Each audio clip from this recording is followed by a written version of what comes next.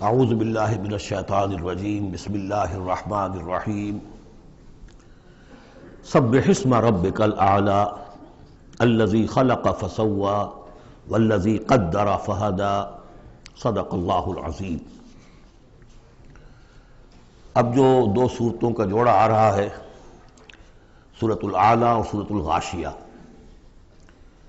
ان دونوں کے بارے میں یہ بات تو آپ میں سے بہت سے حضرات کے علم میں ہوگی کہ نبی اکرم صلی اللہ علیہ وسلم کا یہ معمول تھا کہ جمعہ اور عیدین کی نمازوں میں آپ ان صورتوں کی قرأت فرماتے تھے، پہلی رکعت میں سورۃ الاعلی، دوسری رکعت میں سورۃ الغاشیہ۔ اور اس کی وجہ بھی صاف سمجھ میں آ جاتی ہے، ان دونوں میں تذکیر کا حکم ہے حضور کو، فذکر انما انت مذکر فذکر ان نفعت الذکریٰ۔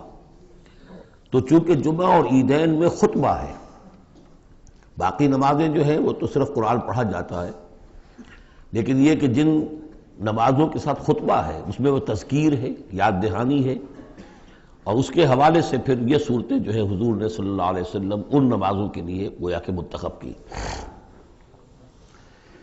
سبح اسم ربک الاعلی، پاکی بیان کرو اپنے اس رب کے نام کی جو بہت بلند و بالا ہے۔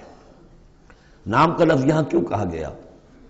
اس لیے کہ ہمارا جو بھی کوئی ذہنی رشتہ ہو سکتا ہے اللہ تعالیٰ کے ساتھ، جہاں تک اس کی ذات ہے، وراء الورا ثم وراء الورا ثم وراء الورا، اس کا کوئی تصور ہمارے لیے ممکن نہیں، ہمارے تخیل سے، تصور سے، وراء الورا ثم وراء الورا، ہمارا جو بھی اس کے ساتھ ذہنی قلبی رشتہ ہے اس کے ناموں کے حوالے سے ہے۔ وَلِلَّهِ الْأَسْمَاءُ الْحُسْنَىٰ فَادْعُوهُ بِهَا، لہذا تسبیح بھی ہوگی اللہ کی، تحمید بھی ہوگی تو اللہ کے ان اسماء کے حوالے سے ہو۔ الذی خلق فسوی والذی قدر فہدی، یہ چار الفاظ جو ہے بہت قابل توجہ ہیں۔ جیسے کہ اس سے پہلے ہم پڑھ چکے ہیں کہ تین الفاظ میں تخلیق کے عمل کو اللہ تعالیٰ نے واضح کیا تقسیم کرتے ہوئے، هو اللہ الخالق البارئ المصور۔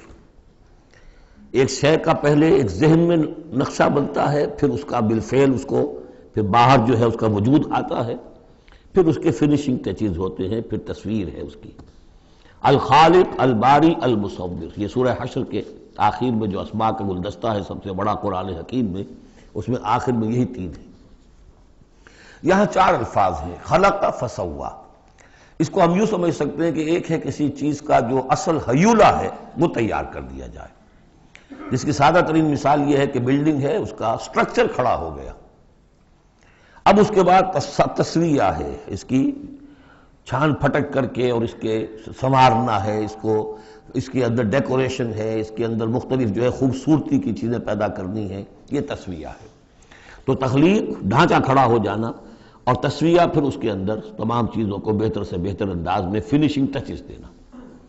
والذی قدر فہدی، اب ہر شے کی جو کہ ان دو مراحل سے گزر چکی ہے، تخلیق اور تسویہ کے دو مراحل سے، اب اس کے لیے ایک اندازہ مقرر کیا جاتا ہے، اس کی کیا کیپیبلٹیز ہیں، اس کی کیا پوٹینشیلٹیز ہیں، یا یوں کہیے اس کی کیا لیمیٹیشنز ہیں۔ اب ایک انسان ہے، اشرف المخلوقات ہے، لیکن اس کی یہ لیمیٹیشن ہے کہ وہ اڑ نہیں سکتا۔ پرندہ ہے، چھوٹی سی چڑیا ہے، اڑتی پھرتی ہے۔ تو ہر ایک نوع کی لیمٹس ہیں، ہر ایک نوع کے لیے اللہ تعالیٰ نے اس کی ایک تقدیر، اس کا ایک اندازہ جو ہے مقرر کر دیا ہے۔ پھر انواع کی تقدیر مقرر ہوئی، انسانوں کی بھی تقدیر ہے، وہ جو میں بتا چکا ہوں، شاکلہ جو بنتا ہے، وہ جو بھی جینز آئے ہیں وہ تو اس کی گویا کہ گیون ہیں اس کے لیے، کسی کو ذہانت والے ملے ہیں، کسی کے اندر جسمانی قوت والے زیادہ ہیں، کسی میں کوئی اور وصف ہے، تو یہ بھی اس کے لیے گیون ہے، اور اس سے اس کا شاکلہ تیار ہو جاتا ہے، اس کی شخصیت کا ایک سانچہ بنتا ہے۔ اب ظاہر بات ہے کہ اس کے اندر جو بھی اب وہ محنت کرے گا اس کے اندر اندر کرے گا، اس سانچے سے باہر نہیں نکل سکتا۔ جیسے انگریزی کی کہاوت کہہ لیجئے یا جو بھی اسے کہیں، کہ وہ کہتے ہیں کہ you can't outgrow your skin, یہ کھال جو ہے ہمارے جسم پر چڑھی ہوئی ہے، آپ کتنے ہی موٹے ہو جائیں، میں اور کتنا ہی پھیل جاؤں، لیکن کھال سے باہر تو نہیں نکلوں گا، کھال وہ پھیلتی چلی جائے گی، تو کھال کے اندر رہنا ہے۔ اسی طرح وہ جو سانچہ بن گیا ہے انسان کی شخصیت کا، نیکی کریں گے تو اسی کے اندر اندر کریں گے، بدی کریں گے تو اس کے اندر اندر کریں گے۔ اب اس کی کوانٹٹی جو ہے وہ اللہ تعالیٰ کے ہاں فیصلہ کن نہیں ہے، اللہ تعالیٰ یہ دیکھ لے گا کہ اس شخص کے اندر کتنی کیپیبلٹی تھی، اس کے حساب میں اس نے کیا کیا۔ ایک شخص 100 درجے تک جا سکتا تھا، وہ گیا ہے 50 درجے تک۔ ایک شخص جا ہی سکتا تھا 50 تک اور وہ 50 تک چلا گیا، تو وہ 50 تک جو ہے وہ 100% کامیاب ہو گیا، اور یہ جو ہے ناکام شمار ہو جائے گا۔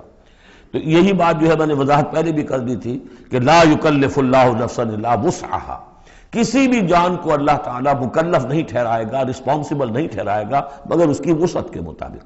یہ انڈیویجول سا جو ہے وسعت ہر شخص کی، اس کا شاکلہ، یہ گویا کہ اس کی ذاتی تقدیر ہے۔ فہدا، چوتھی چیز ہے کہ ہر شے کا ایک اندازہ مقرر کرنے کے بعد پھر ایک جبلی ہدایت اس کو دے دی جاتی ہے، چلو ادھر۔ پہلی جبلی ہدایت ہے جس کا ذکر آ جائے گا ابھی تھوڑی دیر کے بعد۔ جبلی ہدایت جو ہے وہ ہر بکری کے اندر ہدایت ہے کہ یہ چیز تمہارے کھانے کی ہے، یہ کھانے کی نہیں ہے۔ بہترین گوشت اس کے سامنے ڈال دیجئے، وہ تو نہیں کھائے گی، تو جبلی ہدایت ہے اس کی۔ اور گوشت کے اور جو ہے آپ شیر کے سامنے بہت اچھی سبزیاں ترکاریاں لا کے ڈال دیجئے، وہ دیکھے گا بھی، تھوکے گا بھی نہیں ان کو، اسے گوشت چاہیے۔ یہ ہے ہر جبلی ہدایت۔ پھر جبلی ہدایت کے اوپر پھر ہدایت کے اور مراحل ہیں جو اللہ تعالیٰ دیتا ہے، پھر وہ اپنی کتابیں نازل فرماتا ہے، اپنے نبی بھیجتا ہے۔ یہ گویا کہ ہدایت کی تکمیل ہے، ورنہ ہدایت تو بنیادی طور پر جو ہے ہر جبلت کے اندر بھی اللہ نے ودیت کر دی ہے۔ تو یہ ہر کریشن کے لیے یہ 4 الفاظ جو یہاں آئے، سبح اسم ربک الاعلی الذی خلق فسوی والذی قدر فہدی والذی اخرج المرعی، وہی ہے کہ جو نکالتا ہے چارہ زمین سے، فجعلہ غثاء احوا، جو شروع میں تو گھاس اگی ہے تو بڑی خوبصورت ہریابل جو ہے، اس کے بعد وہ سیاہ پڑ جاتا ہے اور چورا چورا ہو جاتا ہے۔ سنقرئک فلا تنسیٰ، اے نبی ہم آپ کو پڑھا دیں گے، آپ بھولیں گے نہیں۔ یہ بھی وہی بات ہے جو سورہ قیامہ میں آ چکی ہے، لا تحرک بہ لسانک لتعجل بہ ان علینا جمعہ وقرآنہ، ہمارے ذمہ ہے، آپ یہ مشقت زیادہ اپنے اوپر نہ لیں، یہ ہم کام کر دیں گے، آپ کے سینے میں اس کو جمع کر دیں گے اور پڑھوا دیں گے، ترتیب بھی بتا دیں گے۔ سنقرئک فلا تنسیٰ الا ما شاء اللہ، سوائے اس کے جو اللہ چاہے۔ تو اگر اللہ چاہے، فرض کیجئے یہ اس لیے بات کو واضح کرنے کے لیے، اللہ بھلانا چاہے گا تو آپ لاکھ اپنی زبان کو حرکت دیتے رہیں، اللہ تعالیٰ کی قدرت سے تو آپ باہر نہیں نکل سکتے، آخر اللہ تعالیٰ قدیر ہے اللہ شے پر۔ لیکن یہ کہ یہ صرف اس امکان کو ظاہر کرنے والی بات ہے، اس کا یہ مطلب نہیں کہ اس سے یہ نکل آتا ہے کہ قرآن مجید کی کوئی آیت جو ہے اللہ نے بھلوا بھی دی محمد کو صلی اللہ علیہ وسلم۔ یہ ایسے ہی ہے، قل ان کان للرحمن ولد فانا اول العابدین، اگر اللہ کا کوئی بیٹا ہو تو سب سے پہلے میں پوجوں گا اسے۔ تو یہ اس طرح کی چیز ہے، الا ما شاء اللہ انہ یعلم الجہر وما یخفی، وہ اللہ تعالیٰ جو ہے وہ تو جانتا ہے، خواہ کوئی بلند آواز سے بات کہی جائے اور خواہ اسے چھپایا جائے۔ وَنُيَسِّرُكَ لِلْيُسْرَىٰ، اب یہ لفظ یہاں نوٹ کر لیجئے، یہ آگے بڑھ کر ایک مضمون کھلے گا اس سے، اور سہج سہج تیسیر، یسر سے باب تفعیل، آسان کرنا، اور سہج سہج تھوڑا تھوڑا رفتہ رفتہ ہم آپ کو آسان بنا دیں گے۔ کس چیز کے لیے؟ یسرا، وہ بڑی جو آسانی ہے جنت وہاں پہنچائیں گے، اور جو بڑی کامیابی ہے دنیا میں دین کا غلبہ وہاں بھی پہنچا دیں گے، لیکن سہج سہج ہوگا۔ اس کے لیے اپنا ایک تدریج ہے جو ہماری حکمت میں، ہمارے علم میں ہے۔ ویسے ہم چاہیں آنے واحد میں کر دیں، دین کا غلبہ ہو جائے، کوئی رہے نہ دشمن، آنے واحد میں تمام انسان جو ہے اور تمام جنات کو ابو بکر جیسا بنا دیں، ہم بنا سکتے ہیں۔ لیکن یہ کہ ہماری جو حکمت تخلیق ہے اس میں یہی ہوگا، تیسیر، آہستہ آہستہ، اور یہ فلسفہ آگے چل کر بہت کھلے گا۔ وَنُيَسِّرُكَ لِلْيُسْرَىٰ فَذَكِّرْ إِن نَّفَعَتِ الذِّكْرَىٰ، آپ تو یاد دہانی کراتے رہیے اگر فائدہ دے سمجھانا۔ اور اس میں در حقیقت یہ ہے کہ ذکر جو ہے اللہ تعالیٰ کا اور اللہ تعالیٰ کی تذکیر جو ہے، اگر تو کہہ دیا ہے یہاں پر اگر فائدہ پہنچائے، لیکن اس کا یہ مطلب نہیں کہ اگر فائدہ پہنچائے تبھی تذکیر کی جائے، اس لیے کہ آگے آ رہا ہے سَيَذَّكَّرُ مَن يَخْشَىٰ، یعنی آپ اگر تذکیر کریں گے تو جس کے دل میں کچھ خوف ہے اس کو تو فائدہ ہو جائے گا نا۔ آپ تذکیر فرما رہے ہیں، نئی وحی آ گئی ہے، اسے آپ نے پڑھ کر سنایا ہے، وہ جن کو پرواہ نہیں ہے ان کو تو فائدہ نہیں ہوگا، لیکن آپ کے اہل ایمان ساتھیوں کے علم میں اضافہ ہوگا، ان کے اندر اور جو ہے ایمان جو ہے بڑھے گا۔ سَيَذَّكَّرُ مَن يَخْشَىٰ وَيَتَجَنَّبُهَا الْأَشْقَىٰ، البتہ جو شقی ہے، بدبخت ہے، وہ اس سے اپنا پہلو کترا جائے گا، وہ پہلو موڑ لے گا۔ الذی یصلی النار الکبریٰ، جس کا انجام پھر یہ ہونا ہے کہ وہ بڑی آگ میں جھونکا جائے گا، داخل ہوگا بڑی آگ میں۔ ثم لا یموت فیہا ولا یحییٰ، پھر نہ اس میں وہ مرے گا اور نہ زندہ رہے گا، نہ زندوں میں نہ مردوں میں۔ لا تبقی ولا تذر، سورہ مدثر میں جو آیت آئی تھی، ثم لا يموت فیہا ولا یحییٰ، پھر نہ اس میں اس کو موت آئے گی، نہ وہ زندوں میں ہوگا نہ مردوں میں۔ قد افلح من تزکا، یقیناً کامیاب ہو گیا وہ، یہ مضمون بھی آگے اب پھیلے گا اور بڑھے گا، ترقی کرے گا۔ قد افلح من تزکا، بے شک کامیاب ہوا وہ کہ جس نے تزکیہ حاصل کر لیا، اپنے آپ کو پاک کر لیا۔ یعنی انسانی روح جو ہے وہ اس جسم میں جب قید کی گئی ہے، بنایا گیا بہت بلند، لقد خلقنا الانسان فی احسن تقویم، پھر ڈالا ہے اس میں، اس حیوانی جسد کے اندر، ثم رددناہ اسفل سافلین۔ اب یہ کہ یہاں سے وہ چڑھائی چڑھنی پڑے گی، یہاں سے اوپر اٹھنا ہوگا، آپ کو محنت کرنی ہوگی، ہر انسان کو تزکیہ کرنا ہوگا، فلاح حاصل کرنے کے لیے کچھ اپنے جذبات کو کنٹرول کرنا ہوگا، کچھ اپنی شہوات کو دبانا ہوگا، اپنے نفس کا ضبط نفس کا سامان کرنا ہوگا، کچھ اپنی روح کی تقویت کا سامان کرنا ہوگا، جیسے کہ یہ دو طرفہ پروگرام رمضان کا ہے کہ دن میں روزہ رکھو اور اس جو حیوانی وجود ہے اسے ذرا کمزور کرو، تھوڑا سا مزمحل کرو، تاکہ اس کا دباؤ جو ہے اس روح ربانی کے اوپر، اس بدن میں کچھ کمی آئے۔ رات کو کھڑے ہو جاؤ اور اس روح کے اندر آبیاری، اس کے اوپر قرآن کے انوار کی بارش کرو، اس سے یہ کہ یہ روح تازہ ہوگی، زندہ ہوگی، اپنے رب کی طرف متوجہ ہوگی۔ یہ ہے عمل تزکا۔ قد افلح من تزکا وذکر اسم ربہ فصلی، اور اس نے دیا نام، اپنے رب کے نام کا ذکر کیا اور پھر نماز پڑھی۔ تو اس میں یہ کہ یہی شکل ہو چکی ہے جمعے کے اندر۔ پہلے جو ہے تذکیر کے لیے خطبہ ہوتا ہے، خطبہ جو ہے تذکیر کے لیے ہے۔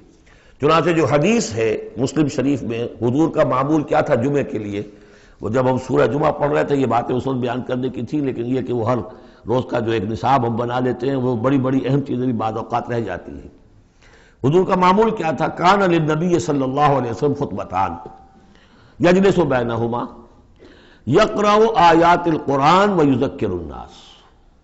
حضور کے دو خطبے ہوتے تھے، اس کے درمیان آپ بیٹھتے بھی تھے تھوڑی دیر کے لیے، حالانکہ خطبے آپ کے ہوتے تھے بہت ہی مختصر، کوئی تھکان کی وجہ سے نہیں آپ بیٹھتے تھے۔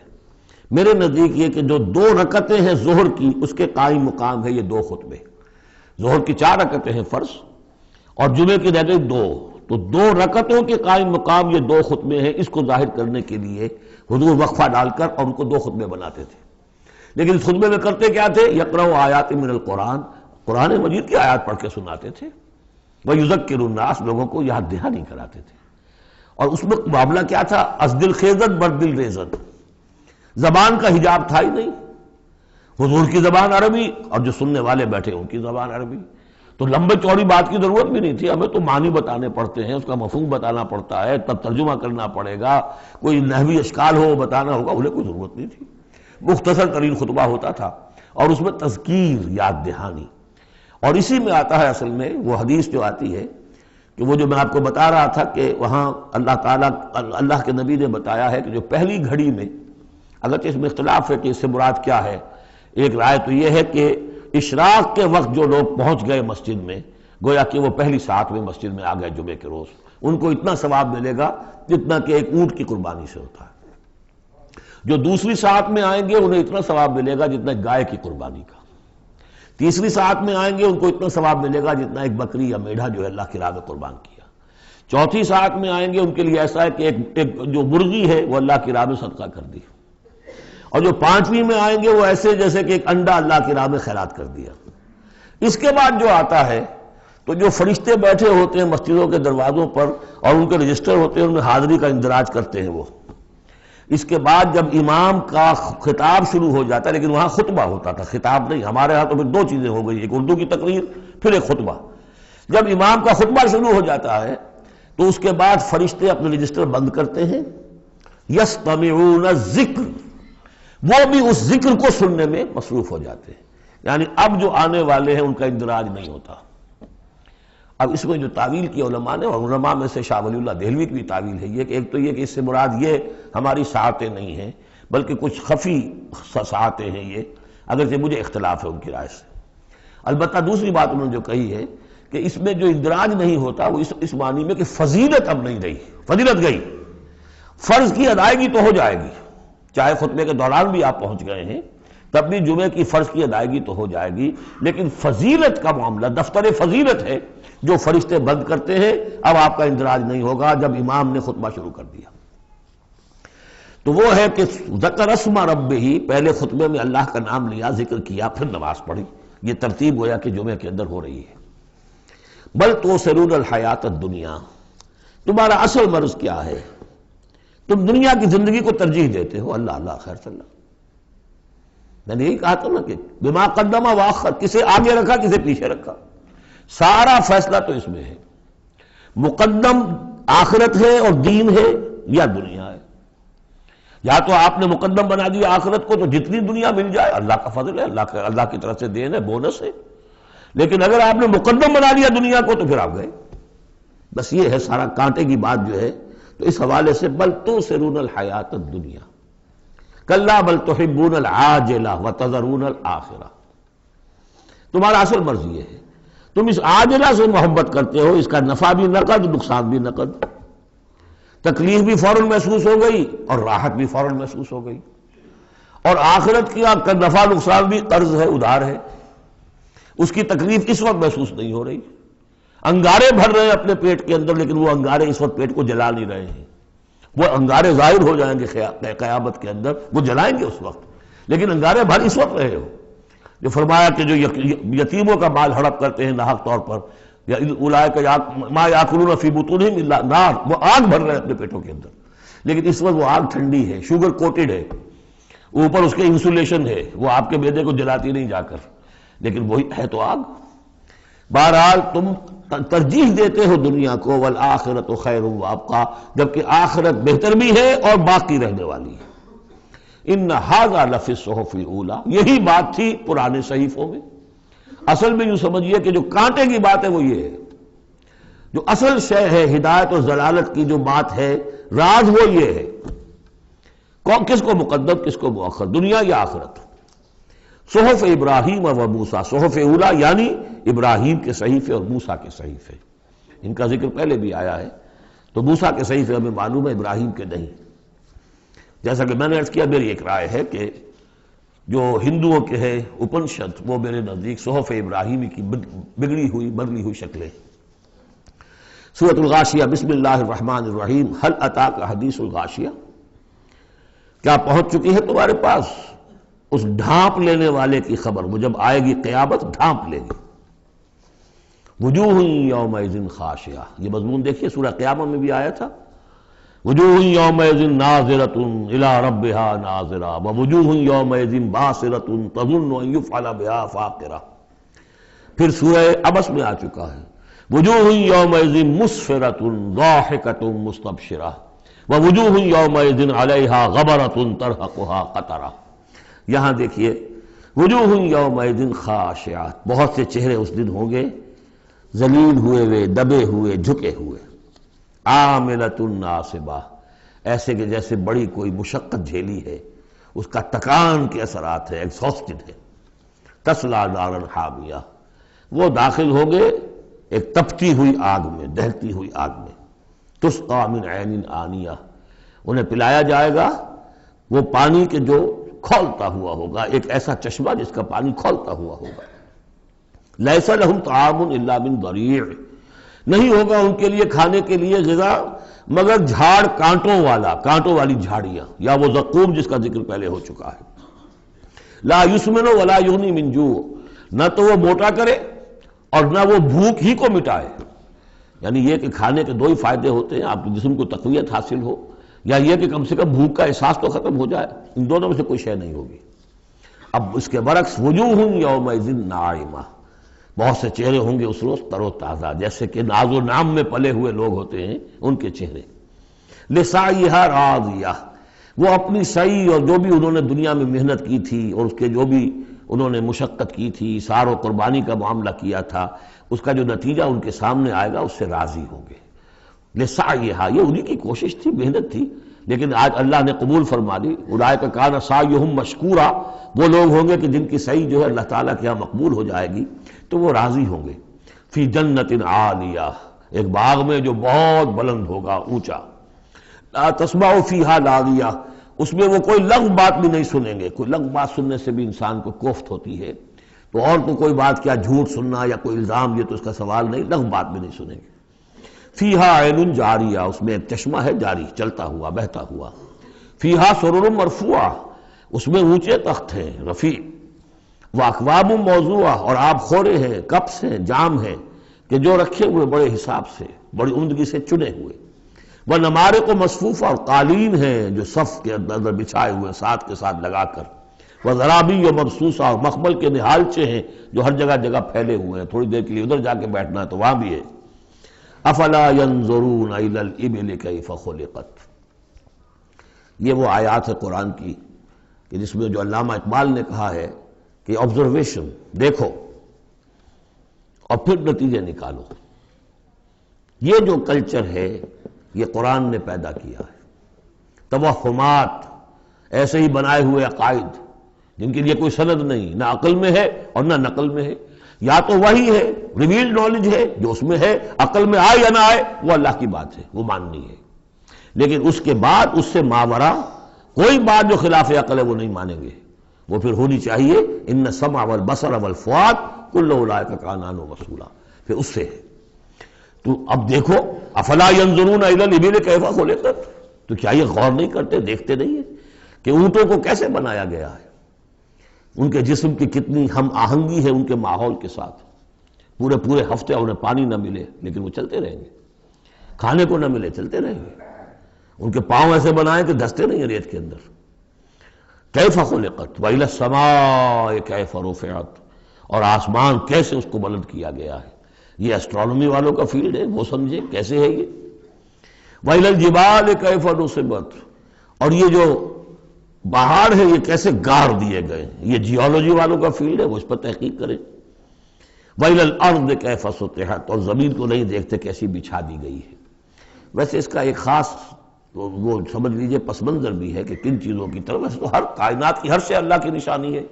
ان فی خلق السماوات والارض واختلاف اللیل والنہار والفلک التي تجری فی البحر بما ينفع الناس وما انزل الله من السماء من ماء فاحیا به الارض بعد موتها وبث فيها من كل دابة وتصريف الرياح والسحاب المسخر بين السماء لآیات لقوم یعقلون. ہر شے آیت ہے.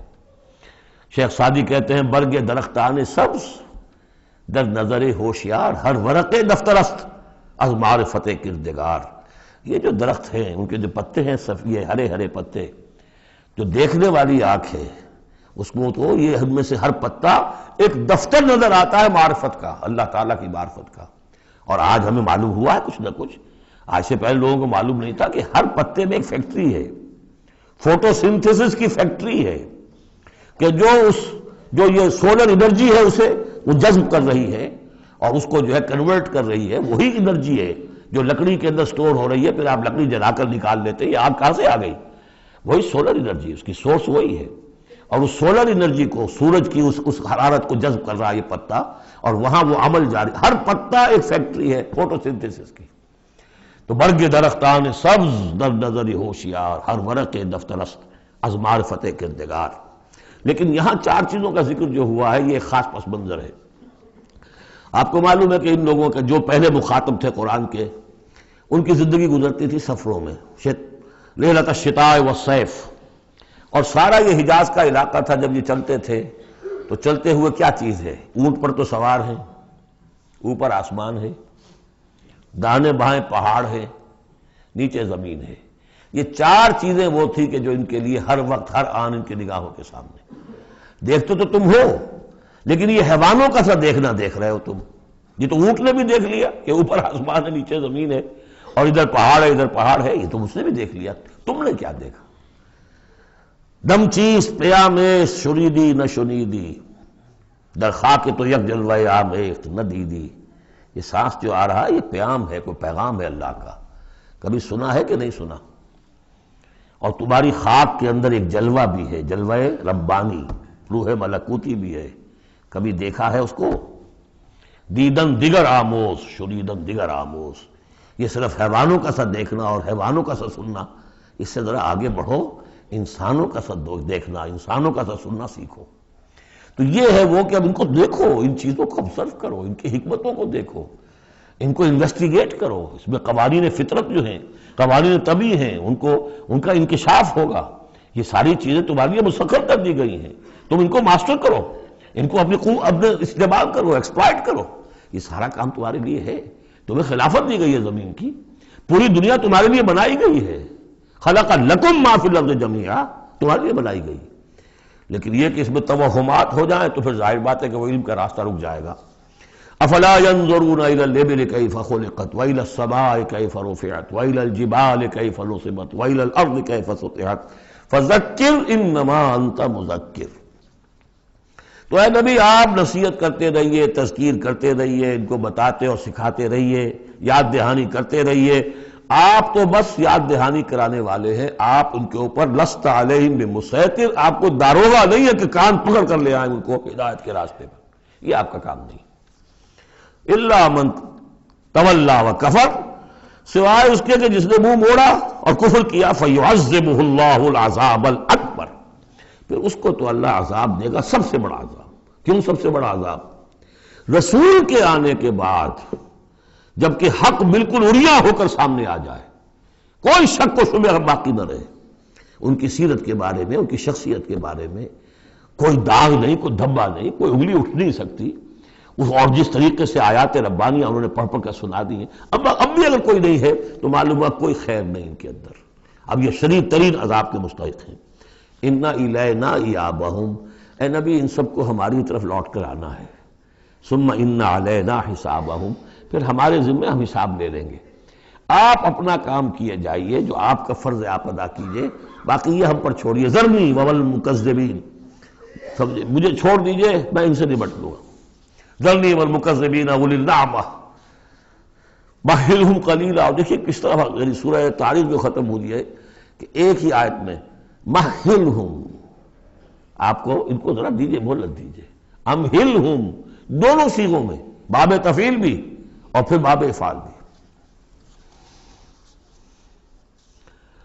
ان الینا ایابہم ثم ان علینا حسابہم اللہم حاسبنا حسابا یسیرا اللہم حاسبنا حسابا یسیرا. آمین یا رب العالمین. سورۃ الفجر. بسم اللہ الرحمن الرحیم. والفجر ولیال عشر والشفع والوتر واللیل اذا یسر. یہ قسمیں جو ہیں، پہلے جیسے کہ اس کی مشکلات القرآن میں سے ہیں اور اس طرح کے دورے میں اس میں بحث نہیں ہو سکتی، لیکن یہ کہ فجر، عام خیال یہ کہ اس سے مراد ہے 10 ذی الحج کی جو فجر ہوتی ہے، جس کے بعد کہ نہر ہوتا ہے، قربانی ہوتی ہے، وہ گویا کہ کلائمیکس ہے پھر حج کے افعال کا. ولیال عشر، اور اس سے پہلے کی 10 راتیں. ظاہر بات ہے کہ 10 تاریخ جب ہوگی تو 10ویں رات گزر چکی ہے، تو یکم ذی الحج سے لے کر اور 10 ذی الحج تک کی یہ 10 راتیں جو ہے گزر چکی ہیں. والشفع والوتر، اور ایک 10 راتیں وہ ہے کہ جو عشرہ رمضان مبارک میں ہیں، اس میں شفع اور وتر کا فرق ہے، جفت اور طاق کا. طاق میں پھر لیلۃ القدر ہے. ویسے یہ کہ یہ طاق رات کون سی ہوتی ہے، اب اس کے بارے میں کافی کچھ ایک مسائل پیدا ہو چکے ہیں. کہ اب ہماری جو ہے آج کی 25 تاریخ ہے اور سعودی عرب میں 26 ہے، کل ہمارے ہاں 26 ہوگی، وہاں 27 ہوگی. اور یہاں ہمارے پاکستان میں بھی شمالی علاقوں میں، پٹھانوں کے علاقے میں بہت سے علاقے ہیں جس میں کہ آج جو ہے وہ 26ویں ہے اور کل 27ویں ہوگی. یہ بھی ایک مسئلہ ہے اس وقت، لیکن اس وقت اس پر گفتگو کا موقع نہیں. بہرحال یہاں تک والشفع والوتر، یہی خیال ہے کہ اس سے مراد ہے کہ یہ جو راتیں ہیں جو جفت اور طاق ہیں ماہ رمضان مبارک کے آخری عشرے کی. واللیل اذا یسر، اور رات، اس گواہ ہے رات جبکہ وہ چلے.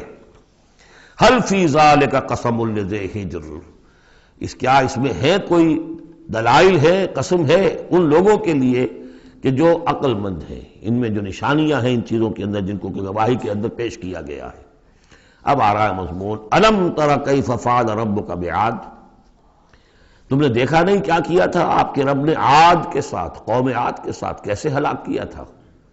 ارم ذات العماد، وہ ارم جو ستونوں والا تھا. خیال یہ ہے کہ ارم جو ہے یہ قوم عاد کا شاہی خاندان تھا، جیسے فراعنہ مصر کے، نماردہ عراق کے، تبع یہ تھے یمن کے، اور ارم جو ہے یہ قوم عاد کا جو خاندان تھا بادشاہی، ان کا لقب تھا. ذات العماد، اونچے اونچے ستونوں والا۔ اور اب جو اس شہر کی شداد، جو ان میں ایک بہت بڑا بادشاہ گزرا ہے، اس کے آثار، اس کے کھنڈر موجود دیکھ لیے گئے ہیں کہ اس صحرا کے نیچے دبے ہوئے ہیں، اور 30 اس کے اوپر بڑے بڑے مینار بنے ہوئے ہیں اس شہر کی فصیل کے اوپر۔ تو ذات العماد جو بڑے ستونوں والا تھا، التی لم یخلق مثلھا فی البلاد، جیسے کہ اس سے پہلے کبھی دنیا میں نہیں بنائے گئے تھے۔ معلوم ہوتا ہے کہ ویسی تعبیر جو اس عاد کے بادشاہ شداد نے کی تھی، شاید دنیا میں پہلی مرتبہ اتنا، اسی لیے شداد کی جنت مشہور ہے، اس نے وہ جنت بنا لی تھی اپنی، اس قدر وہاں پر ساز و سامان تھا۔ وَثَمُودَ الَّذِينَ جَابُوا الصَّخْرَ بِالْوَادِ، اور تم نے دیکھا کہ اس سمود کے ساتھ کیا کیا تمہارے رب نے، جنہوں نے چٹانوں کو، وادی میں چٹانوں کو تراش تراش کر محل بنا لیے، وہ تو اب بھی موجود ہیں، بڑے بڑے ہال، پھر بغلی کمرے، بڑے عمدہ ان کے جو مکان بنے ہوئے۔ وَفِرْعَوْنَ ذِي الْأَوْتَادِ، اور کیا کیا آپ کے رب نے فرعون کے ساتھ، کہ جو بیخوں والا تھا، اس کے جو کہ بڑے بڑے لشکر چلتے تھے، تو بہت سے خچر تو ایسے ہوتے تھے جن کے اوپر صرف جو خیموں کو کھڑے کرنے کے لیے میخیں ہوتی تھی وہی اٹھا کے چل رہے ہیں۔ کچھ اور بھی اس کے بارے میں آ رہا ہے، واللہ عالم۔ الذین طغوا فی البلاد، اصل بات یہ ہے کہ ان تمام قوموں نے سرکشی اختیار کی ملکوں میں، فاکثروا فیہا الفساد، ظاہر بات ہے جب اللہ کے خلاف سرکشی ہوگی تو خلق کے لیے فساد ہو جائے گا۔ اکثروا فیہا الفساد، اس میں بڑا فساد پیدا کر دیا۔ آج جو فساد ہے ہیوز اور ہیو ناٹس کا، نارتھ ورسز ساؤتھ، ایک فساد ہے، دنیا میں ہے، چل رہا ہے، جس طریقے سے کہ پیسہ کھینچ رہی ہیں یہ قومیں، G7 اور G9، یہ اگرچہ ان کے لیے بھی پرابلمز پیدا ہو رہے ہیں، اور بھی دور فلک ہیں ابھی آنے والے، ناز اتنا نہ کرے ہم کو ستانے والے، ان کی بھی اپنی جو ہے اندر سے رگیں کٹ رہی ہیں، لیکن بہرحال ایک زمانے میں انہوں نے فساد مچایا۔ ظہر الفساد فی البر والبحر بما کسبت ایدی الناس فصب علیہم ربک صوت عذاب، تو پھینکا اور دے مارا ان کے اوپر ان کے رب نے عذاب کا کوڑا۔ عذاب کا کوڑا تھا جس سے آل فرعون بھی ختم ہوئے، اور وہ عاد بھی تباہ و برباد کر دیے گئے، قوم سمود نسیہ منسیہ کر دیے گئے۔ ان ربک لبالمرصاد، جان لو کہ تمہارا رب تاک میں بیٹھا ہوا ہے، گھات میں ہے، جو کوئی ایسی سرکشی کرے گا اس کا پھر یہی حشر کرے گا۔ یہ اب جو مضمون آ رہا ہے قرآن مجید میں بہت ہی اہم مضمون ہے۔ فَأَمَّا الْإِنسَانُ إِذَا مَا ابْتَلَاهُ رَبُّهُ فَأَكْرَمَهُ وَنَعَّمَهُ فَيَقُولُ رَبِّي أَكْرَمَنِ، انسان کا معاملہ یہ ہے کہ جب اس کا رب اسے آزماتا ہے، اسے عزت دیتا ہے، نعمتیں دیتا ہے، تو وہ کہتا ہے میرے رب نے مجھے عزت دی۔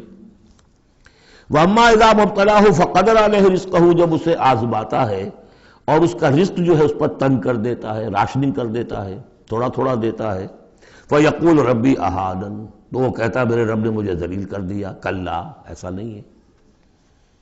آپ کو کیا خرابی نظر آئی اس میں؟ کوئی شرک نہیں ہے۔ اس نے یہ تو نہیں کہا کہ مجھے نعمتیں دی ہیں تو کوئی لکشمی مائی کی کرم کی کرپا ہو گئی ہے، یہ تو نہیں کہا۔ اللہ نے، میرے رب نے مجھے عزت دے دی، اور اگر کہیں تنگی آ گئی ہے تو یہ میرے رب نے مجھے ذلیل کر دیا۔ توحید تو مکمل ہے نا یہاں، کہ کسی اور دیوی دیوتا، کسی اور الہہ کا تذکرہ نہیں ہے، رب ہی نے مجھے عزت دی، رب ہی نے مجھے ذلیل کیا۔ تو عز من تشاء و تذل من تشاء، اے اللہ تو ہی ہے جس کو چاہتا عزت دیتا ہے، جس کو چاہتا ذلیل کر دیتا ہے۔ تو کیا خرابی کیا ہے اس میں؟ اس میں خرابی یہ ہے کہ اس دنیا میں جو کچھ تمہیں ملتا ہے تم اسے عزت مت سمجھو، یہ امتحان ہے، اور اگر کبھی تنگی آتی ہے اسے ذلت نہ سمجھو، یہ بھی امتحان ہے۔ یہ برابر ہے، یہ تم نے اسے عزت سمجھا دھوکہ کھا گئے، اس کو ذلت سمجھا دھوکہ کھا گئے، چاہے توحید انٹیکٹ ہے آپ کی، لیکن توحید جو ہے وہ تو یوں سمجھیے کہ جڑ بنیاد ہے نا ہدایت کی، اس سے اوپر بھی تو منزلیں ہیں ہدایت کی کہ نہیں؟ یہ امتحان ہے۔ ایک لفظ جو کامن ہے، اذا ما ابتلاہ ربہ فاکرمہ، جب اسے ابتلا میں ڈالا اور ابتلا میں عزت دی۔ دیکھیں اب کرتا کیا ہے، صبر کر، یہ شکر کرتا ہے، اپنی جو بھی ہم نے اس کو نعمتیں دی ہیں وہ حقداروں کو ان کے حق ادا کرتا ہے کہ نہیں کرتا ہے۔ یہ عزت نہیں ہے، عزت تو تب ہوگی جب تم اس امتحان میں پورے اترو گے۔ ذالک یوم التغابن، وہ تو قیامت میں پتہ چلے گا کہ کس کے لیے عزت تھی کس کے لیے نہیں۔ کسی کو تنگی دی ہے تو یہ ذلت نہیں ہے، دیکھنا ہے صبر کرتا ہے کہ نہیں کرتا۔ کہیں یہ بالکل مستر ہو کر اور اپنی عزت نفس جو ہے ہتھیلی پر رکھ کر لوگوں کے سامنے مانگنے کے لیے تو نہیں نکل جاتا، پتہ چل گیا نا۔ تو یہ امتحان ہے۔ تو پہلا درجہ سمجھیے کہ چاہے فراوانی ہو، عیش ہو، آرام ہو، دولت ہو، یہ بھی امتحان، تکلیف ہے، رنج ہے، محنت ہے، مشقت ہے، اسرت ہے، تو یہ بھی امتحان، دونوں برابر ہو گئے۔ اب بھی ہدایت اس سے اوپر بھی ہے ایک۔ ہمارے دل میں یہ چور رہے گا پہلا امتحان آسان ہے دوسرا مشکل ہے، نہیں، حقیقت اس کے برعکس ہے۔ پہلا مشکل ہے، یہ دولت میں رہ کر بھول جانے کا آپ کے اندر زیادہ امکان ہے۔ میں نے حدیث آپ کو سنائی تھی، ما قل و کفا خیر مما کثر و الہا، اگر زیادتی ہوگی، دولت ہوگی، تم اللہ کو بھول جاؤ گے تو زیادہ سخت نقصان یہ ہے، زیادہ بڑا امتحان یہ ہے، اور اگر ناپ تول کر مل رہا ہے تو ہر وقت اللہ یاد رہے گا، یہ ہلکا ہے، اگر حقیقت وہ بھاری ہے۔ اور اسی میں وہ واقعہ نوٹ کر لیجئے امام احمد ابن حنبل رحمۃ اللہ علیہ کا، کہ جب وہ مار پڑ رہی تھی کہ جس کے بارے میں الفاظ ہے کہ ہاتھی کو بھی وہ مار پڑتی تو بلبلا اٹھتا، اس وقت آنکھوں میں آنسو نہیں آئے۔ کب آئے؟ جب بادشاہ وقت، خلیفہ وقت کا ایلچی آیا ہے اشرفیوں کے توڑے لے کر کہ یہ بادشاہ نے آپ کے لیے نذرانہ بھیجا ہے، تب رو پڑے، اے اللہ میں اس امتحان کے قابل نہیں ہوں، یہ امتحان سختر ہے۔ تو یہ ہے درجہ بدرجہ، لَتَرْكَبُنَّ طَبَقًا عَنْ طَبَقٍ، تو ہدایت کے بھی یہ درجے ہیں۔ پہلا درجہ تو یہ ہے کہ جو بھی ہے اللہ کی طرف سے ہے، تنگی ہے تو اللہ کی طرف سے، اور فراوانی ہے تو اللہ کی، یہ توحید تو پوری ہو گئی آپ کی، اللہ کی طرف سے ہے۔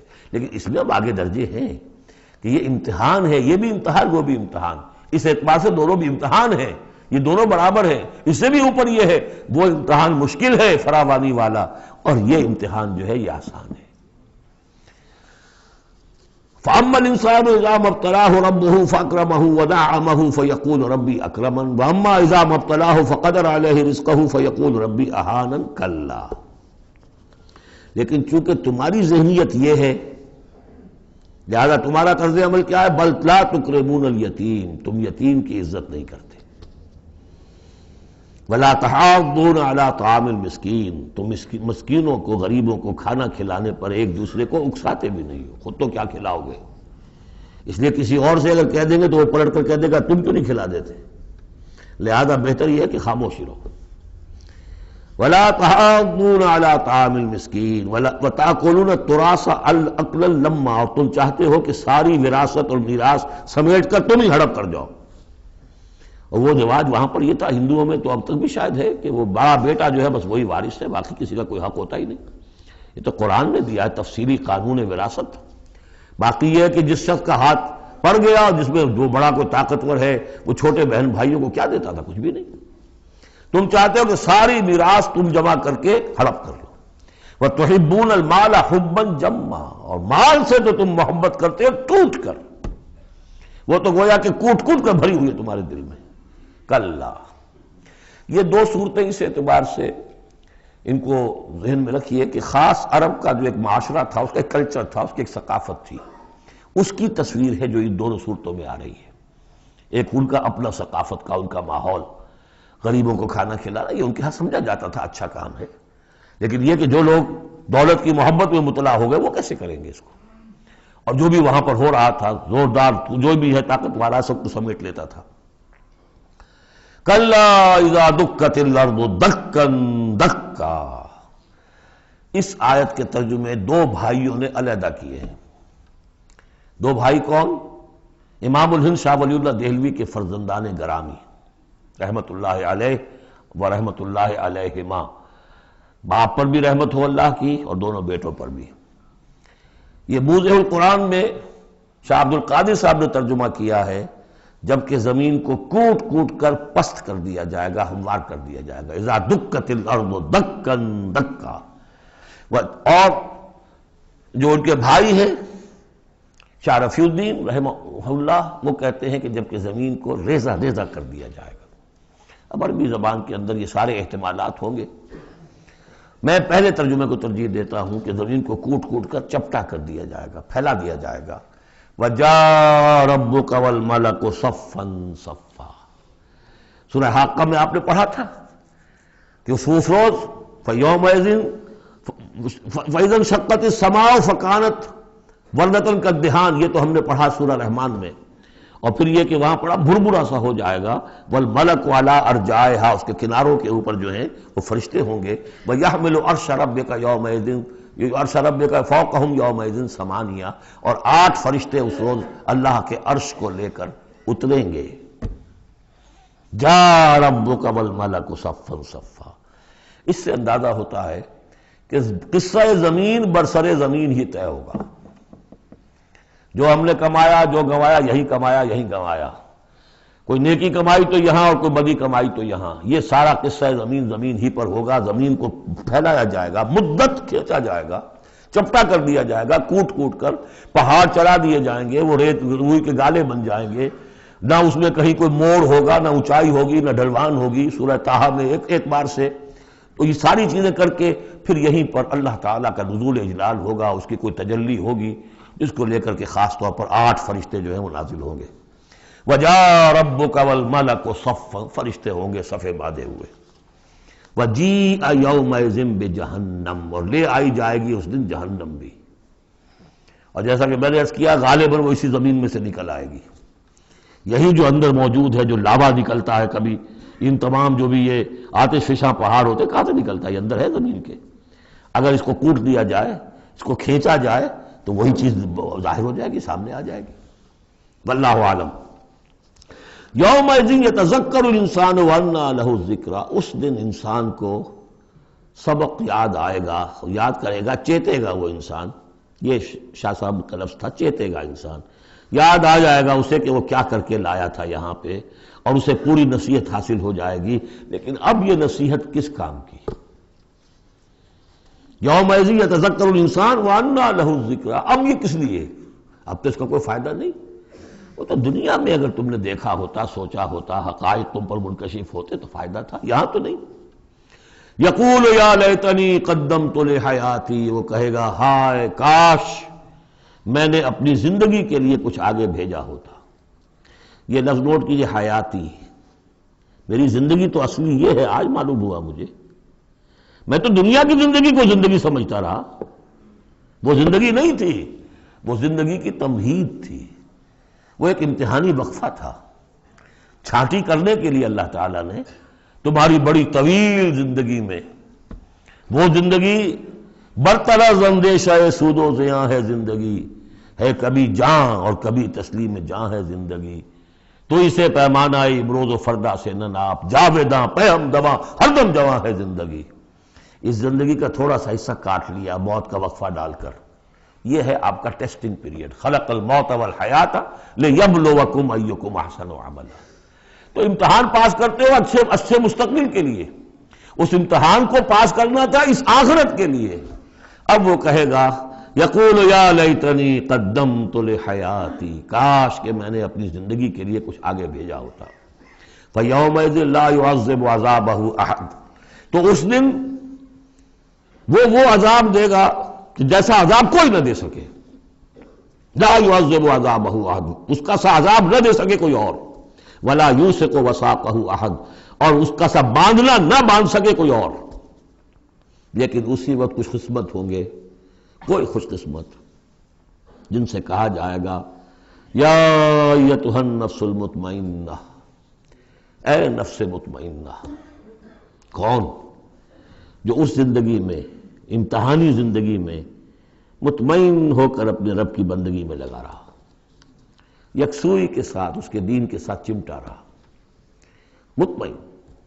یا ایتھا النفس المطمئنہ ارجعی الی ربک راضیۃ مرضیہ، اب لوٹ جاؤ اپنے رب کی طرف اس حال میں کہ تم اس سے راضی، وہ تم سے راضی، رضی اللہ عنہم ورضوا عنہ، فادخلی فی عبادی، داخل ہو جاؤ میرے نیک بندوں میں، اولئک مع الذین انعم اللہ علیہم من النبیین والصدیقین والشہداء والصالحین، جاؤ ادھر جاؤ، وادخلی جنتی، اور داخل ہو جاؤ میری جنت میں۔ اللہم ربنا اجعلنا منہم، بڑی ہمت کرنی پڑے گی یہ کہنے کے لیے کہ پروردگار ہمیں ان میں شامل فرما دے۔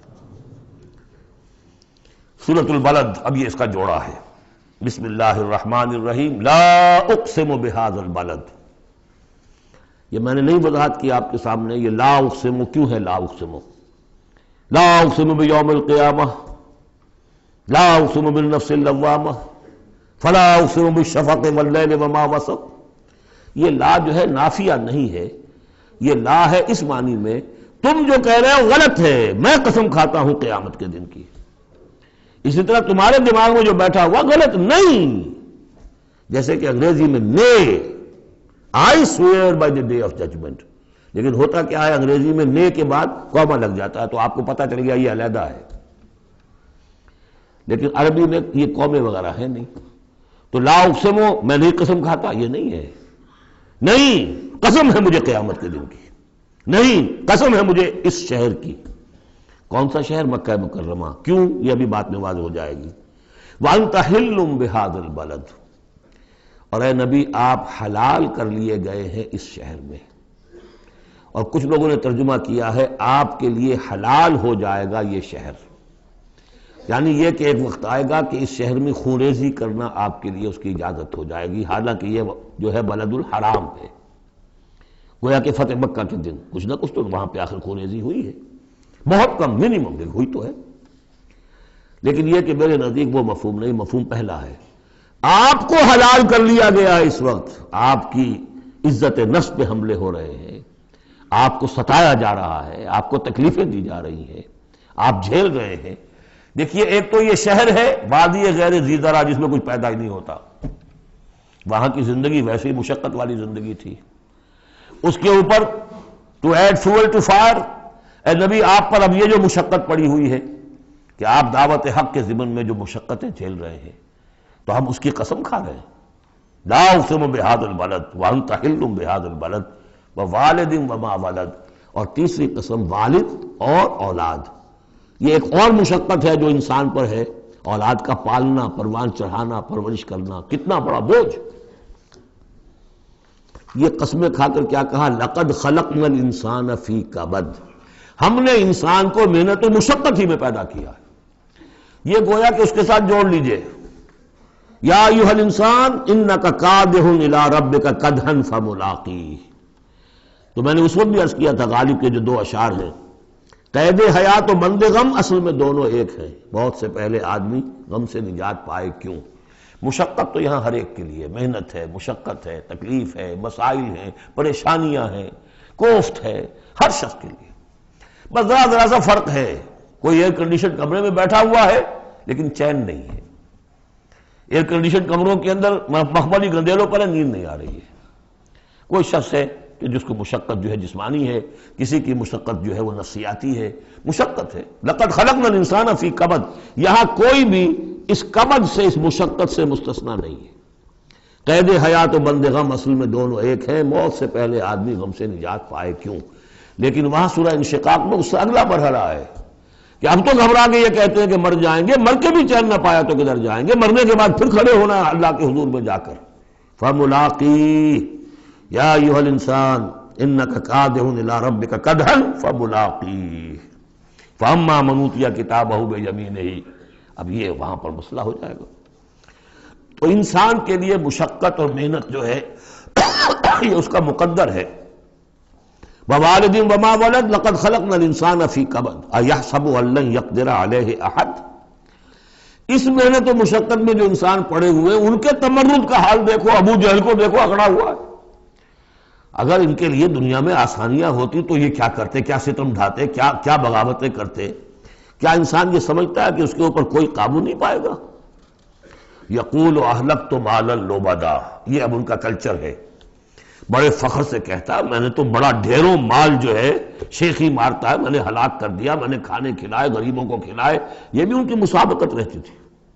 ان میں جو لوگ تھے، اب ابو جہل کا بھی قول یہی ہے نا، جب اس سے پوچھا گیا کہ کیا تمہارے خیال میں محمد جھوٹے ہیں صلی اللہ علیہ وسلم، انہوں نے کہا نہیں ان کا بھی جھوٹ نہیں بولا۔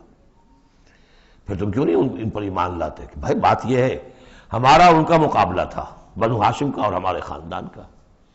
انہوں نے کھانے کھلائے، ہم نے ان سے بڑھ کر کھلائے، انہوں نے اور خدمت کی، حجاج کی، ہم نے ان سے بڑھ کر کی۔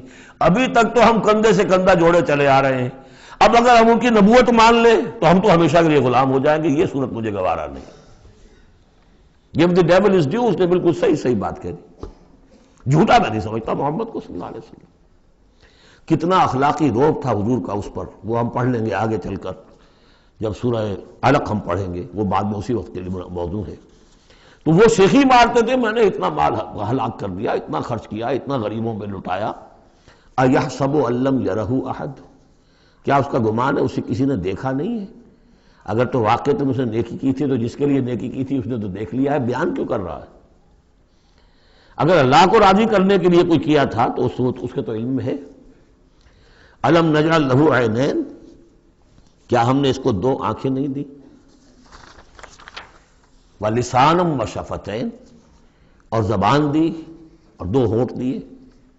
وَهَدَيْنَاهُ النَّجْدَيْنِ، اور ہم نے اس کو راہ دکھلا دی دو گھاٹیوں کی، دو گھاٹیوں کی ہدایت دے دی۔ اس میں عام رائے تو یہ ہے کہ اس سے مراد ہے نیکی اور بدی، لیکن یہ کہ مجھے اس رائے سے زیادہ اتفاق ہے جن کے خیال میں اس سے مراد ہے ماں کی دو چھاتیاں، ابھار ہوتے ہیں، نجدین اس کو کہتے ہیں جو چیز ابھری ہوئی ہو۔ یہ جبلی ہدایت ہے جو بچہ لے کر آیا ہے۔ کس نے پڑھایا اس کو؟ کس نے یہ سکھایا ہے اس کو کہ جاؤ چوسو اور تمہارے اندر دودھ آ جائے گا، تمہیں جو ہے غذا مل جائے گی؟ یہ ہدایت ہے اللہ کی، وہ میں نے عرض کیا تھا جبلی ہدایت۔ الذی خلق فسوی والذی قدر فہدی، یہ ہدایت تو وہ لے کے آیا بچہ، اسے معلوم میری غذا کہاں ہے۔ اس کی ماں میں، اس کے منہ میں جاتا ہے ماں کا دودھ اور وہ اس کو چوستا ہے اور پیتا ہے، کہیں سے سیکھ کر آیا ہے، کوئی ٹریننگ اس کو دی گئی۔ وَهَدَيْنَاهُ النَّجْدَيْنِ، بہرحال دونوں معنی آپ ذہن میں رکھیے۔ فَلَقْتَحَمَ الْعَقَبَةَ، لیکن وہ گھاٹی کو عبور نہ کر سکا۔ گھاٹی کون سی ہے بھائی؟ وَمَا أَدْرَاكَ مَا الْعَقَبَةُ، جانتے ہو وہ گھاٹی کون سی ہے؟ فَكُّ رَقَبَةٍ، کسی گردن کا چھڑا دینا، آزاد کر دینا، کسی غلام کو آزاد کرا دینا اپنا مال خرچ کر کے، یا کسی مقروض کا قرضہ ادا کر دینا اپنے مال سے۔ او اطعام فی یوم ذی مسغبہ، یا کھانا کھلا دینا بھوک کے دن جبکہ اپنے بھی لالے پڑے ہوئے ہوں، قحط کا عالم ہو، اور آدمی کو نظر آ رہا ہو کہ میرا اپنا سٹور بھی جو ہے گندم کا ختم ہو رہا ہے، پھر بھی کھانا کھلائے بھوکے کو۔ یتیماً ذا مقربۃ، اس یتیم کو کہ جو قرابت دار بھی ہے، بھتیجا ہے، بھانجا ہے۔ او مسکیناً ذا متربہ، یا وہ محتاج جو مٹی میں رل رہا ہے۔ ثم کان من الذین آمنوا وتواصوا بالصبر وتواصوا بالمرحمہ۔ دیکھیے یہ ہے وہ فلسفہ جو سورہ حدید میں آیا تھا، اب اچھی طرح سمجھ لیجئے۔ اس میں سے انسان کا اس گھاٹی میں سے نکل جائے گا تو آگے رستہ صاف ہے۔ وہ اصل جو بریک لگا ہوا ہے وہ مال کی محبت کا ہے، اس کو کھولو گے پھر گاڑی چلاؤ، چلے گی گاڑی۔ جس کے دل میں یہ مال کی محبت ہے، جو مال کو خرچ نہیں کر سکتا کسی بھی ضرورت مند کے اوپر، کسی ادائے حقوق کے اندر، اب وہ شخص جو ہے وہ تو گویا کہ اس گھاٹی سے نکلا ہی نہیں۔ اسے ایمان کی کہاں نعمت میسر آئے گی، ایمان لے بھی آئے گا اس حال میں تو منافق ہوگا۔ سمجھ رہے میری بات کو؟ اگر یہ گند دل میں سے نکلا نہیں، پاک نہیں ہوا، تو ایمان لے بھی آئے گا کسی وجہ سے تو منافق بنے گا، مومن تو نہیں بن سکتا صحیح معنی میں۔ اس گندگی کو دور کرو، جیسا کہ ہم نے وہاں پڑھا تھا، اعلموا ان اللہ یحیی الارض بعد موتها قد بینا لکم الآیات لعلکم تعقلون ان المصدقین والمصدقات واقرضوا اللہ قرضا حسنا یضاعف لهم ولهم اجر کریم والذین آمنوا باللہ ورسلہ، یہ منزل طے کر کے اگر ایمان لایا ہے انسان تو اولئک هم الصدیقون والشہداء، وہ ان کے مراتب عالیہ کھلے ہوئے ہیں، ادھر جاؤ یا ادھر جاؤ اپنی استاد طبع اور مزاج کے مطابق۔ یہاں بھی وہی ہے، پہلے یہ کام کیے ہوں فلقتحم العقبہ، اگر اس گھاٹی کو عبور کر لے، اور گھاٹی کون سی ہے؟ فک رقبۃ او اطعام فی یوم ذی مسغبۃ یتیما ذا مقربۃ او مسکینا ذا متربہ ثم کان من الذین آمنوا وتواصوا بالصبر وتواصوا بالمرحمہ۔ زمین کے اندر سے یہ گند آپ نے نکال دیا، شوریلی زمین کے اندر جو بھی تھا اس کو صاف کر کے اب بیج ڈالیے ایمان کا۔ ثم، یہ زمین تیار ہو گئی ہے، اب بیج ڈالیے۔